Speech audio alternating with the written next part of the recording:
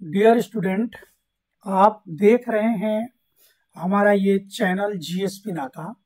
और जीएस पिनाका पे हम लेकर के आए हैं इतिहास से रिलेटेड वो सारे क्वेश्चंस का एक संग्रह जो आपको हम एक एक करके देंगे चैप्टर वाइज। और चैप्टर वाइज आपके जो भी डाउट होंगे वो हम उसे क्लियर भी करते चलेंगे। तो पहला जो हमारा चैप्टर है वह है इतिहास जानने के स्रोत।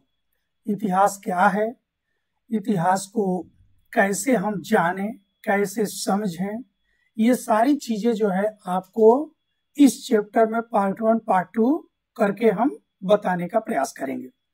देखिए, ये वीडियो आप लोगों के लिए खास महत्वपूर्ण इसलिए है कि इसमें जो भी मैटर दिए जा रहे हैं वो चाहे आप यूपीएससी का एग्जाम दे रहे हो, नेट जेआरएफ दे रहे हो, टीजीटी पीजीटी दे रहे हो या कोई अदर कॉम्पिटिटिव एग्जाम दे रहे हो, उसमें जो भी इतिहास के प्रश्न आते हैं वो आपके सारे डाउट्स जो हैं वो क्लियर करने का हम प्रयास करेंगे। तो सबसे पहले देखिए, इतिहास जानने के स्रोत में किसको रखा गया है और किन किन चीजों से इतिहास को हम जान सकते हैं।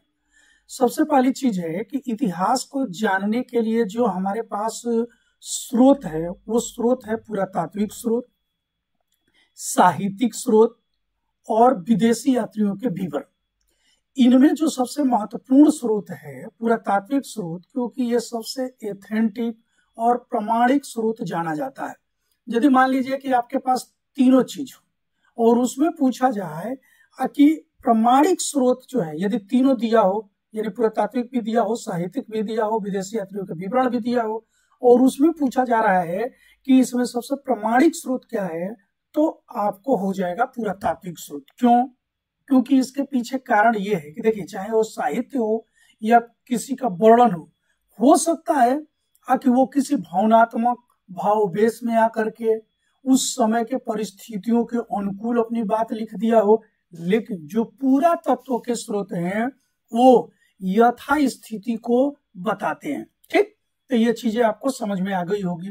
तो देखिए, पुरातात्विक स्रोतों में जिन जिन चीजों का प्रयोग किया जाता है उनमें महत्वपूर्ण है अभिलेख, सिक्के और स्थल। अभिलेख हो गया तो अभिलेखों में सिक्के हो गए और स्थल। स्थल का मतलब कि कोई स्थल खुदाई में मिला, वहां से क्या क्या चीजें मिल रही है, ये सब जो है पुरातात्विक स्रोत के अंतर्गत आते हैं।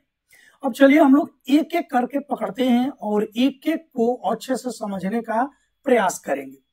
अभिलेख में देखिए कि सबसे पहला जो अभिलेख हम लोगों को मिल रहा है ये मिल रहा है बोगोज कोई से। बोगोज कोई जो है ये क्या है कि एक प्लेस है। ये प्लेस जो है अब आज के डेट में ये ईरान में चला गया है। तो यहां से जो है ये अभिलेख मिला 1400 ईसा पूर्व के, 1400 जो ईरान अफगानिस्तान वाला जो बॉर्डर एरिया है यहां से यह अभिलेख मिला। तो इस अभिलेख में क्या क्या चीजें मिली, यानी 1400 ईसा पूर्व का है। ये मूल रूप से लकड़ी का अभिलेख है। यदि कभी पूछा जाए कि ये किसका है तो ये समझ लीजिए कि ये न तो पत्थर का है न तो ईंट का है, ये लकड़ी का अभिलेख है। और इस पे यहाँ की दो जनजातियां, एक थी हितानी और दूसरी थी मितानी, इनके बीच में कोई एग्रीमेंट हो रहा है, उस एग्रीमेंट के बारे में चर्चा की गई है। ठीक, तो ये चीज आप लोगों को समझना है कि सबसे जो पुराना अभिलेख हम लोगों को मिला है वो मिला है बोगोज कोई से। इसमें दो जातियों हितानी और मितानी, ये जनजातियां हैं, इनके संधि के बारे में चर्चा किया गया है। अब चूंकि ये लोग कुछ देवताओं को साक्षी मान करके, जैसे आज भी देखते हैं कि कुछ चीजें जो है जब हम लोग एग्रीमेंट करते हैं, चाहे किसी चीज का शपथ लेते हैं, तो किसी न किसी का हम लोग सहारा लेते हैं। तो उस समय भी 4 लोगों का नाम आता है। एक नाम आता है इंद्र, एक नाम आता है मित्र, तीसरा नाम आता है नातस्य और चौथा नाम आता है वरुण। ये जो नाम आप देख रहे हैं, इंद्र, मित्र, नासत्य एवं वरुण, ये हमारे ऋग वेद में भी मिले हैं। ये ऋग वेद के देवताओं के रूप में इनका उल्लेख किया गया है। और यही नाम आपको कहाँ मिल रहा है, यानी बोगोज कोई अभिलेख में। तो इससे ये भी पता चलता है कि जो आर्य थे इन क्षेत्रों से होकर के ही इंडिया में प्रवेश किए थे। तो आपसे ये क्वेश्चन जो है बार बार पूछा जाता है, क्या बोगज कोई अभिलेख कब का है? 1400 ईसा पूर्व का। ये किन दो जातियों के बीच में एग्रीमेंट की बात करता है? हितानी और मितानी। इसमें किन देवताओं का उल्लेख है? तो इंद्रमित्र, नासत्य और वरुण। क्लियर हो गया होगा आप लोगों को। यहां से 3 क्वेश्चन आपके फिक्स रहते हैं। अब चलिए हम लोग एक और अभिलेख के बारे में बात करते हैं। ये मिला है मिस्र के अल अर्ना से। मिस्र के अल अर्ना से, अमरना से एक अभिलेख मिला है। इस अभिलेख के बारे में भी हम लोग चर्चा कर लेते हैं। इसमें बेबीलोनियन लिपि में कुछ आर्यों से मिलते जुलते नाम है। जैसे आर्य कल्चर में जो नाम आप देख रहे हैं, इंद्र है, मित्र है, नासत है, वरुण है, जन है, ये सभा है, समिति है, ऐसे जो नाम मिलते हैं आपके ऋग्वेद में या हमारे वेदों में, तो कह रहे कि ऐसे ही कुछ नाम मिलते जुलते जो है एल अर्ना से मिला जो अभिलेख है उससे मिल रहे हैं। क्लियर? कह रहे हैं कि ये जो नाम है जैसे अर्तमनी, आरजीव, यशदंत, सुतर्व, ये नाम जो है उसमें मिले हैं। क्या मिले हैं? अर्तमनी, आरजीव, यशदंत, सुतर्व, ऐसे नाम जो है मिले हैं। यानी मिस्र के अमरान से जो अभिलेख मिला है वहां से। सबसे प्राचीन अभिलेख सिंधु वासियों के पास से पाए गए। जैसे कि आप देख रहे हैं कि जो यहाँ पे 3 सभ्यताएं डेवलप हुई। एक मिस्र की सभ्यता, एक जो है आपके मेसोपोटामिया की सभ्यता, और एक सभ्यता डेवलप हो रही है आपके सिंधु घाटी सभ्यता की। देखिए ये लगभग तीनों सभ्यताएं जो है एक तरह से पैरेलल सभ्यता है, लेकिन इसमें भी कहा जाता है कि इनमें भी सबसे पुरानी सभ्यता यदि कोई है तो वो जो है सिंधु घाटी सभ्यता है। लेकिन ये एक तरह से ये कहिए कि ये पैरेलल है। पैरेलल से हम कैसे कहते हैं? क्योंकि सिंधु घाटी की सभ्यता जब आप पढ़ेंगे तो उसमें आप देखेंगे कि जो लोथल है यहाँ से क्या है कि मेसोपोटामिया की कुछ मुहरें मिल रही हैं। ठीक, तो इसका मतलब ये निकाला गया कि इस सभ्यता के लोग इस सभ्यता से व्यापार वाणिज्य करते थे। तो जब समकालीन रहेगा तभी तो आप व्यापार वाणिज्य करेंगे। तो कहने का सेंस ये था कि ये समकालीन सभ्यताएं तो थी, लेकिन उसमें भी जब प्राचीनतम की बात आती है तो उसमें देखा गया कि कुछ ऐसे साक्ष्य मिले जो सिंधु घाटी सभ्यता को इन सभ्यताओं से आगे दर्शाने का प्रयास करते हैं। क्लियर? अब देखिए जो मिस्र की सभ्यता थी यह जो है डेवलप हुई थी नील नदी की घाटी में। क्योंकि आज भी देखेंगे या पहले भी देखेंगे कि नदियों के पास ही बड़े बड़े शहर बसे हैं, और पहले भी बसते थे। क्यों? क्योंकि नदियां जो है जीवन रेखा होती है। रेखा कैसे? जल का जो है हमें प्राप्तिकरण नदियों से होता है। नदियां जो है एक तरह से आवागमन में भी अनुकूल, जैसे आज देखेंगे कि हमारे यहाँ हवाई जहाज आ गई, रेलवे आ गई, लेकिन उस समय हमारे यहाँ आवागमन के लिए जो तीव्र साधन था वो क्या था? नदी। नदियों में नाव के माध्यम से हम अपनी गति को तीव्र कर सकते थे, और नहीं तो सबसे तीव्र गति के लिए और स्थल मार्ग से जाएं तो हम घोड़ों का सहारा लेते थे। इसके अतिरिक्त हमारे पास कुछ था नहीं। तो नदी सभ्यताएं हमेशा डेवलप होती हैं नदियों के किनारे। आज भी देखेंगे कि जो बड़े बड़े शहर हैं वो कहीं ना कहीं किसी न किसी नदी के किनारे ही बसे हैं। तो इसीलिए कहा गया कि नदियां जो है हमारे जीवन की रेखा है। और आज आप देख ही रहे हैं कि बड़े पैमाने पर नदी को बचाने के लिए प्रयास किया जा रहा है कि नदियां यदि मर जाएंगी तो यह जो है हमारे सभ्यता के विनाश का एक लक्षण जो है परिलक्षित होना शुरू हो जाएगा। ठीक, कह रहा है कि सबसे प्राचीन अभिलेख सिंधु वासियों के पाए गए, लेकिन अभी उन्हें पढ़ा नहीं गया। आप देखेंगे कि सिंधु घाटी सभ्यता में एक स्थल है जिसका नाम है धौलावीरा, और धौलावीरा से जो है एक स्टेडियम का साक्ष्य तो वहां से मिला ही मिला, साथ में उसमें वहां से जो है एक सफेद शिलापट मिला है जिसको कि हम लोग अभिलेख के रूप में वर्णित करते हैं। ऐसे वहां से बहुत सारी मुद्राएं मिली, बहुत सारे ऐसे क्या कहते हैं मुहरे मिली जिस पर अभिलेख तो लिखे गए, लेकिन जाहिर सी बात है कि अभी तक उसकी लिपि को हम पढ़ने में असफल हुए। इसके कारण जो है हम यह चीजें नहीं बता पा रहे हैं कि वहां पे क्या क्या चीजें थी। ठीक, तो सबसे प्राचीन अभिलेख की बात आए तो सिंधु घाटी सभ्यता में हमको मिला, लेकिन जो लिखित संविधान अभिलेख मिला जिसमें कि हमने नाम पढ़ लिया वो था आपके 1400 ईसा पूर्व का बोगोजकोई अभिलेख। लेकिन वह अभिलेख जिसको कि हम लोग सभी ने बेकायदे पढ़ा, तो पढ़ने वाला जो सबसे पुराना अभिलेख है या प्राचीन अभिलेख है वह है अशोक का अभिलेख। किसका अभिलेख? अशोक का अभिलेख। ठीक, तो सबसे प्राचीन पठित अभिलेखों में अशोक का अभिलेख, और अशोक के अभिलेखों की एक विशेषता है कि ये जो है कहीं ना कहीं अशोक के साम्राज्य के सीमांकन की भी दशा को दर्शाता है कि अशोक का साम्राज्य कहाँ से कहाँ तक फैला था। ये दक्षिण से लेकर के पूरब, उत्तर से लेकर के पश्चिम सभी जगह पाए गए हैं। और इस अभिलेखों की विशेषता एक ये भी है कि इसमें लिपि के साथ साथ भाषा का भी जो है ज्ञान मिलता है कि ये कौन सी भाषा में लिखे गए। तो अक्सर आप देखेंगे कि जो इनके अभिलेख हैं वो 4 लिपियों में लिखे गए हैं। आपसे ये क्वेश्चन पे पूछा जाता है कि अशोक के अभिलेख जो है कितनी लिपियों में मिले हैं, तो 4 लिपियों में मिले हैं। आरमाइक, खरोष्ठी, यूनानी और ब्राह्मी, ये 4 लिपि है। अरमाइक और खरोष्ठी जो है, अरमाइक, खरोष्ठी और यूनानी आप देखेंगे तो ये पश्चिमोत्तर यानी ये अफगानिस्तान वाला बेल्ट हो गया, इस एरिया में जो है ये 3 लिपियां मिली। लेकिन पूरे भारत में देखेंगे इसके अतिरिक्त तो सभी जगह जो लिपि मिली है वो ब्राह्मी लिपि में मिली है। तो अशोक के अभिलेख 4 लिपियों में मुख्यतः जो है पाए गए हैं, वो है आपके अरमाइक, खरोष्ठी, यूनानी और ब्राह्मी। अब देखिए कह रहा है कि अभिलेखित साक्ष्यों में शिलालेख, अशोक के शिलालेख भी मिले, गुहा लेख भी मिले, स्तंभ लेख मिले हैं और ताम्रपत्र लेख मिले हैं।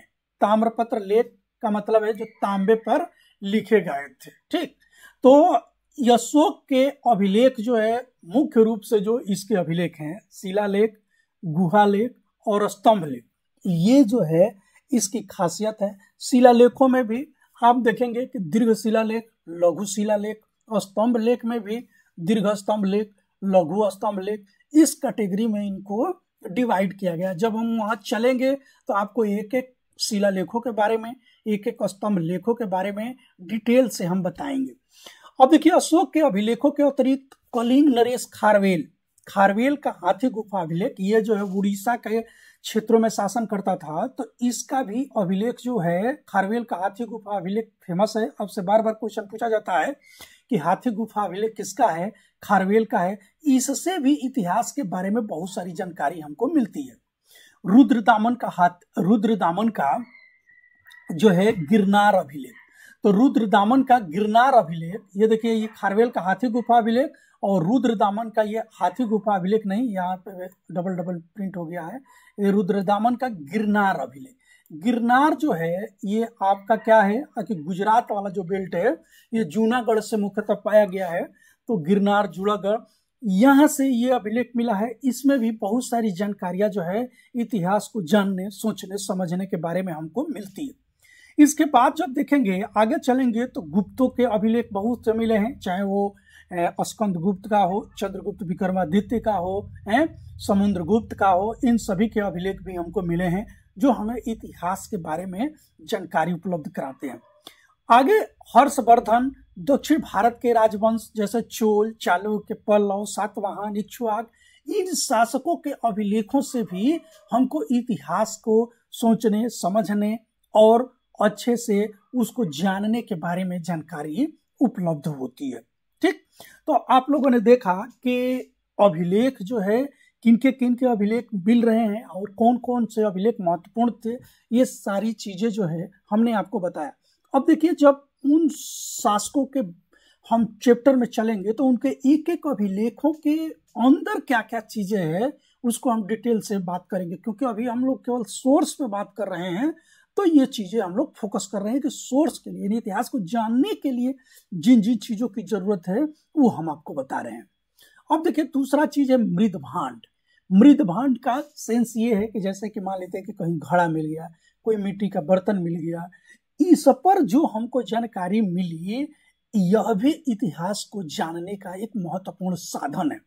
तो पुरातात्विक साक्ष्यों में मृदभांडों जैसे अवशेषों का विशेष महत्व है। जैसे आर्यों की समकालीन संस्कृतियों की पहचान की जाती है। ठीक, मृदभांड के माध्यम से ही हम आर्य संस्कृति के बारे में जानते हैं। अब वो मृदभांड जैसे काले व लाल कलर के मृदभांड मिले, ताम्र पुंजों वाली संस्कृतियां मिली। गेरुड़ मृदभांड जो है आप देखेंगे कि वैदिक संस्कृत की सबसे महत्वपूर्ण मृदभांड कला थी, गेरुड़ मृदभांड। ठीक, तो मृदभांडों से भी हम लोगों को इतिहास के बारे में जानने में क्या होती है कि आसानी होती है।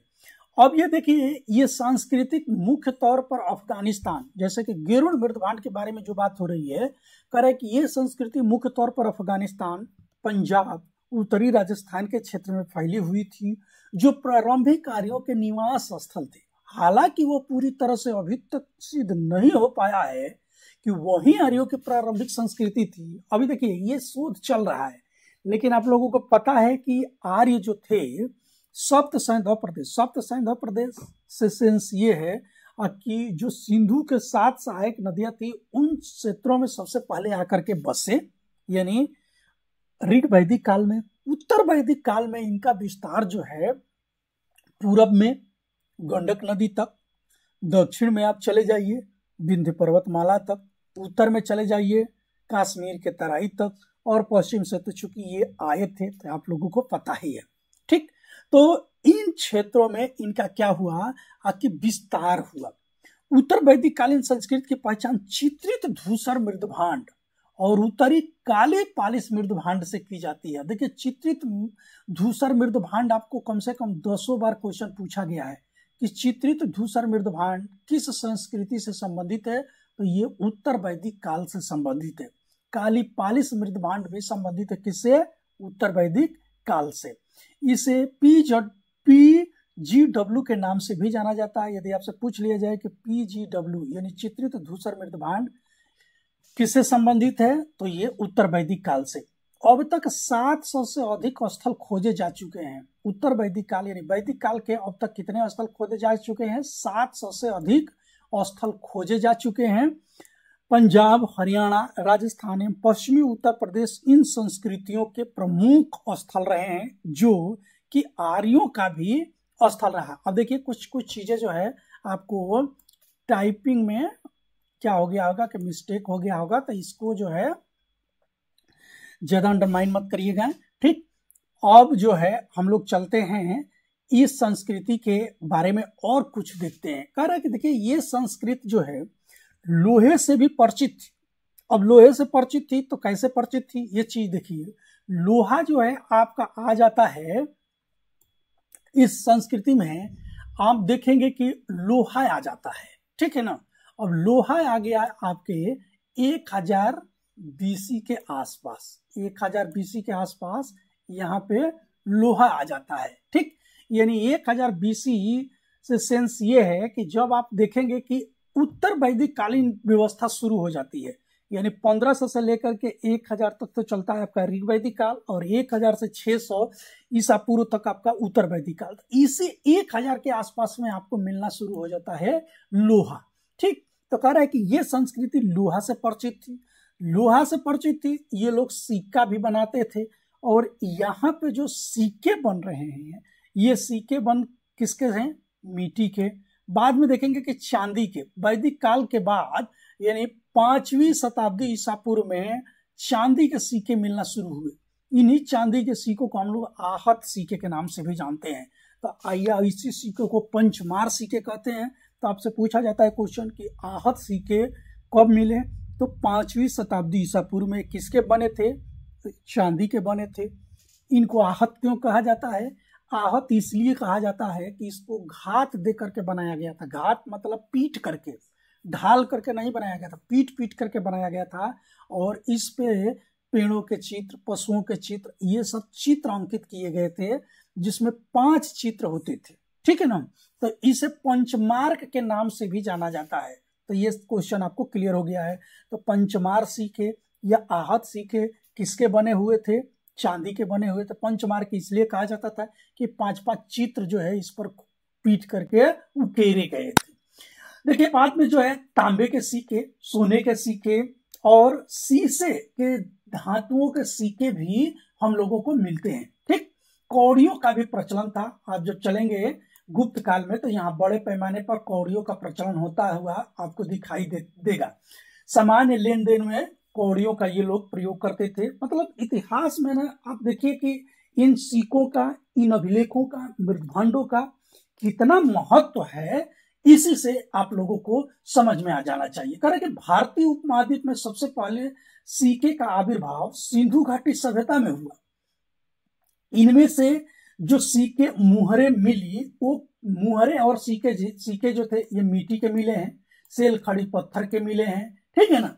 तो सबसे पहले जो सिक्के मिल गए वो तो मिल गए सिंधु घाटी सभ्यता में, लेकिन ये जो है धातु के नहीं थे। ये किसके थे? ये मिट्टी के थे, ये सेल खड़ी पत्थर के। लेकिन जो धातु के सबसे पहले सिक्के मिले वो मिलते हैं आपके 5वीं शताब्दी ईसा पूर्व में। और ये था किस धातु का?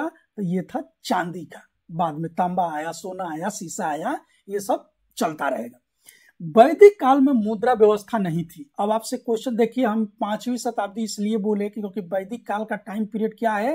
1500 से 600 ईसा पूर्व। ये आ रहा है 500 ईसा पूर्व में। तो वैदिक काल में फिर लेन देन कैसे होता था, व्यापार वाणिज्य कैसी होती थी? तो उसमें जो है वस्तु विनिमय प्रणाली की व्यवस्था थी। वस्तु विनिमय प्रणाली क्या होता है, इस चीज को समझिए। वस्तु विनिमय प्रणाली का मतलब होता है कि एक चीज दीजिए, उसके बदले में दूसरा चीज ले लीजिए। जैसे आप लोग देखेंगे कि गांव में कभी कभी किसी के घर पे चावल नहीं है और वो रोटी खाना चाहता है, चावल खाना चाहता है, उसके घर में आटा है, तो वो कहेगा कि भैया हमारा आटा का जितना मूल्य है, मान लीजिए कि 40 रुपये किलो आटा है और 80 रुपये किलो क्या है आपका चावल हो गया। तो अब ये कहेगा कि भाई तुम हमसे 2 किलो आटा ले लो, 1 किलो चावल दे दो। ठीक है ना। तो ऐसे ही बैटल सिस्टम के माध्यम से जो है वैदिक काल में लेन देन होता था। और इस बैटल सिस्टम में जो सबसे महत्वपूर्ण रोल प्ले करता था वो गाय किया करती थी। ठीक है ना। यानी एक गाय दे दीजिए या 2 गाय दे दीजिए, कुछ चावल ले लीजिए, कुछ आटा ले लीजिए। तो गाय जो है यहाँ पे वस्तु विनिमय प्रणाली में प्रमुख भूमिका निभाती थी, इसलिए गाय को अघन्या कहा गया है। यानी जो वैदिक काल है, गाय को अघन्या, अघन्या का मतलब होता है कि इसको घात न पहुंचाया जाए, और इसको लोग जो है बड़े बचा करके और बड़े ही इसकी रखवाली करते थे। जैसे आज भी आप लोग देखेंगे कि अपने पैसा, क्योंकि पैसा महत्वपूर्ण है, पैसा कहाँ रखते हैं भाई? बैंक में रखते हैं, लॉकर में रखते हैं। तो उसी तरह से उस समय चूंकि पैसे का मूल स्रोत हुआ करती थी गाय, इसलिए गाय का इस काल में बड़ा ही पवित्र उत्तम स्थान हुआ करता था और गाय को अघन्या के नाम से जाना जाता था।